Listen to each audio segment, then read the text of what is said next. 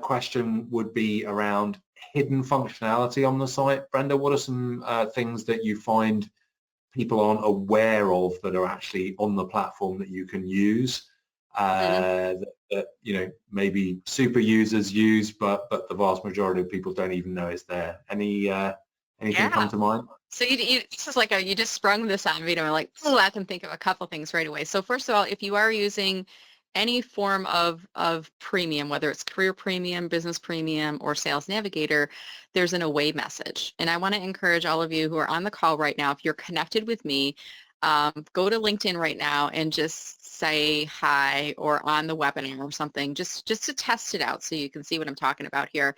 And the way that it works is it only will send the message once a day and only to your first level connections. Now, what I do with this feature, Tony, is I always have it turned on. And LinkedIn really designed it to be like an out-of-office email message that you could send to people when you're away from LinkedIn. That's why they call it an away message. Now, I am an opportunistic marketer. If LinkedIn gives me a box, I'm going to figure out how to use that box. And I'm going to figure out how to use it in the most creative way possible to support you, my audience, but also to support me, my business, right?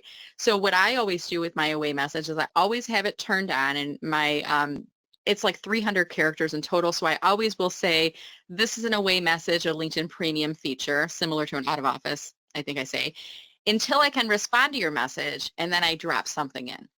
Until I can respond to your message, check out my latest post about X, Y, and Z. Until I can respond to your message, check out my new LinkedIn for Podcasters checklist, or check out my upcoming webinar. So I'm always dropping little nuggets in there that people can look at until I respond back. And it also explains to them, this is not an automated thing. This is like an away message, and it's a LinkedIn feature. And sometimes I get people saying, how did you do that?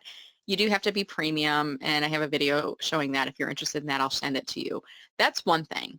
I think a bigger thing would be for those of you who have never gone into your public profile view, you'd need to go inside there and make sure there's things like you may not even be aware of, one of which is your profile photo set to public? If not, when you send out invitations to connect, they might be seeing a gray avatar, and you don't even know that, because in your view, you're going to see your headshot photo.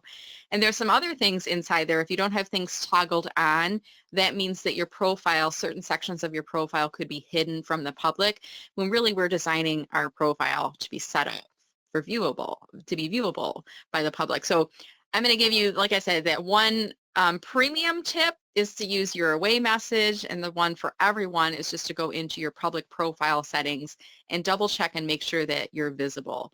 So I don't know if that's exactly a hidden tip, but I kind of feel like a lot of times, Tony, when I'm talking to people about the public profile settings, they're like, oh, I didn't even know that existed. And there's some people that have that LinkedIn URL that ends in the alphanumeric nonsense thing. In your public profile settings is the space that you can change that and simplify your URL as well. Brilliant, thank you. I would throw in there the resume builder, not to actually create a resume for you, but as a place where LinkedIn share with you some of the keywords that are missing from your profile. So if you go to the resume builder and you say, right, I would like a job as a social media manager, let's say, and then you hit submit, LinkedIn will look at your LinkedIn profile, and then it will look at all the keywords that recruiters who've been searching for social media managers have been using, and then it will tell you where the shortcomings are, and it will say, well, you do have these keywords, which is great, but you don't have these keywords. And so that's resulting in you not being found by some recruiters who are actually trying to hire for a social media manager job. And I've used that a lot with students, and it's not necessarily totally comprehensive, but it's a really good starting point if you're trying to figure out, what keywords you ought to have on your profile to be being found a bit more.